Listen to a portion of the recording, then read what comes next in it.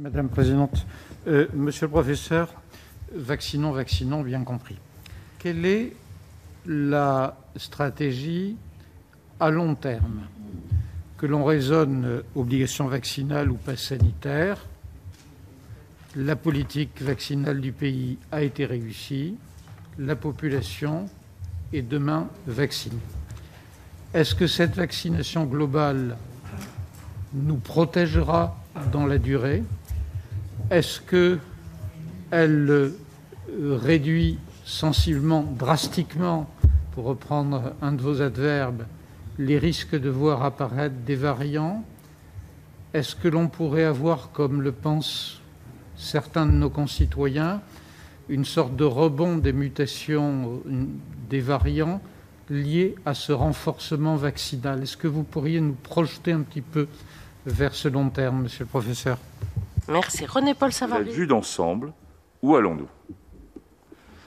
Parce que c'est une des limites de la gestion de crise qui est de répondre au coup par coup et de ne pas prendre le temps d'avoir une vision d'ensemble. C'est, il faut le dire, très compliqué. Très compliqué parce que ce virus nous surprend. Vous avez compris que c'est lui le maître du jeu. Ce ne sont ni les scientifiques, ni les politiques, ni les citoyens. C'est ce virus qui est le maître du jeu. J'ai connu la même chose, moi, au démarrage du VIH. Je ne sais pas que je fasse un élément de comparaison, mais c'est quand même, ça reste la plus grande pandémie que nous avons eue jusqu'à maintenant. Et aussi, on s'est trouvé pendant des années, et alors que là, on est en termes de mois, mais on s'est trouvé déséquilibré dans notre mode de pensée, dans notre mode de fonctionnement. Alors, si on tente de se projeter, et je le ferai avec beaucoup de prudence, parce que je ne sais pas. Je ne sais pas.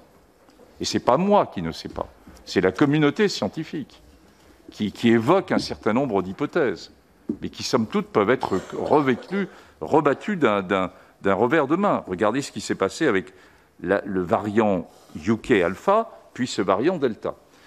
Alors, on va avoir à vivre le variant Delta pendant plusieurs mois, et on est parti, j'y reviendrai, sur les moyens de lutte, indépendamment de la vaccination, à la question qui m'a été posée. Ensuite, quand on interroge les virologues, il y a deux visions un peu. Une première vision qui est, pour certains d'entre eux, de dire l'ensemble des mutations qui a été observées autour de ces variants, elles surviennent quasi en totalité, pas seulement, mais dans la majorité des cas, dans la protéine spike, qui est donc la protéine d'attache du récepteur, et pas sur le reste, et pas sur les autres enzymes, les autres sites de mutation. Ce qui est important d'ailleurs pour les médicaments après.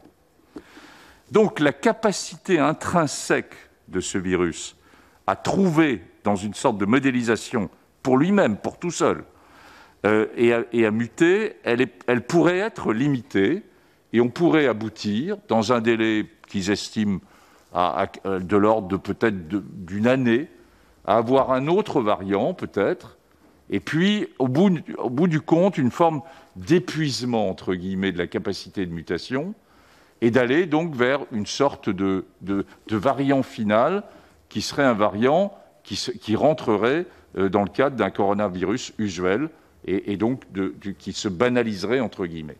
Ça, c'est la vision optimiste.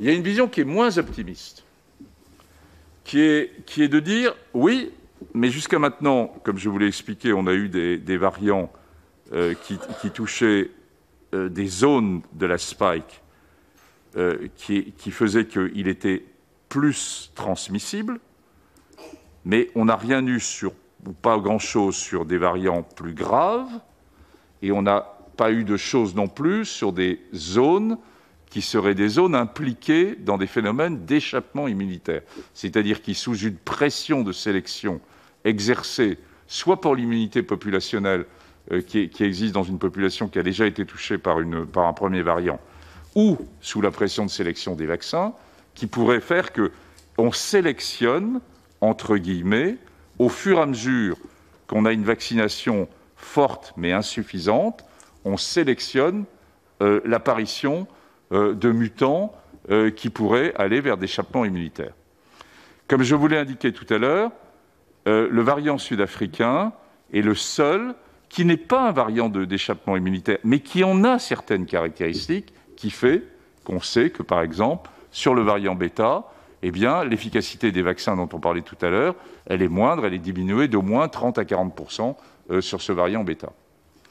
Donc, sur cette vision d'ensemble, on risque d'avoir, après le variant Delta, un autre variant dans le courant de l'hiver ou du printemps 2022, pour lequel on a probablement le plus de chances qu'il soit toujours sensible au modèle de vaccination que nous avons maintenant, et de mutation d'échappement immunitaire.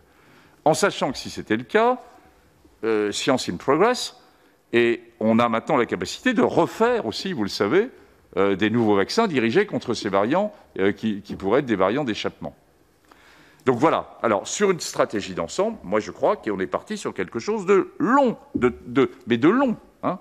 On est là en train de discuter du Delta en fin juillet parce que ça nous prend tous et on peut comprendre qu'il y a un élément inquiétant. J'ai démarré par ça tout à l'heure. Mais il faut qu'on se parte avec une vision de long terme, même si je sais que c'est difficile à entendre.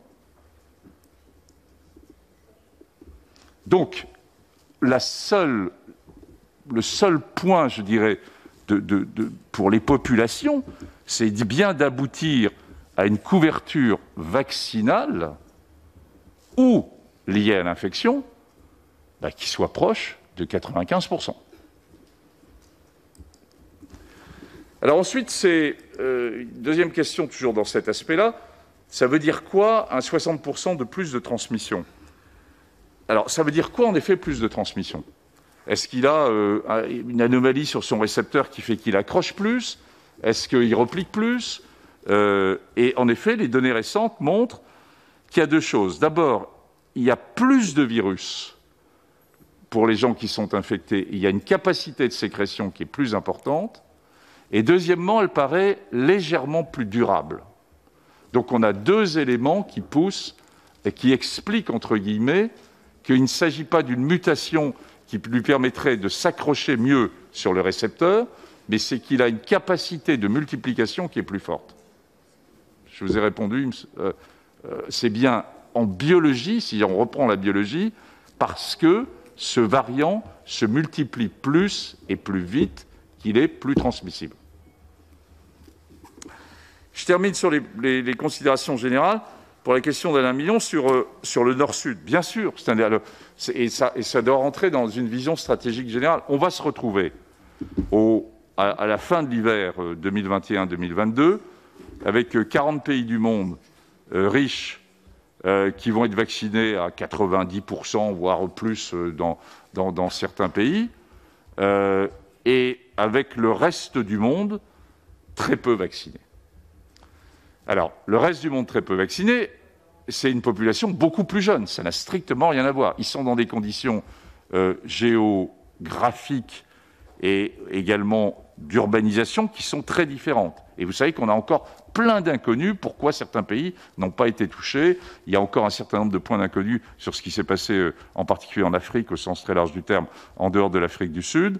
C'est une des vraies questions. Mais sur la vision globale que vous évoquiez, comment, dans la gestion de long terme de cette crise, on va gérer 40 pays riches, vaccinés, capables d'avoir accès à des vaccins dirigés contre les variants de mutation, et puis comment le reste du monde sera très incomplètement vacciné. Les dernières données de l'OMS suggèrent qu'il n'y aura pas de vaccination générale avant 2023-2024. Et encore, c'est totalement optimiste, je pense.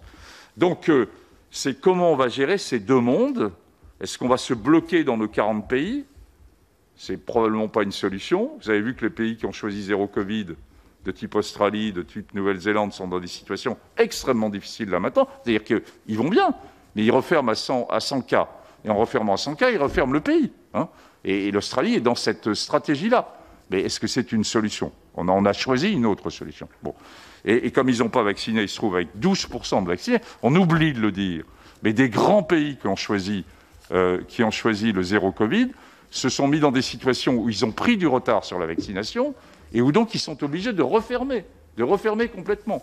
Et donc, ce n'est pas la solution qu'on peut choisir en Europe pour des raisons évidemment géographiques. Donc voilà la vision globale. Excusez-moi, j'étais un peu long, mais c'est vrai qu'on a rarement l'occasion d'en discuter, de prendre la main pour une vision globale.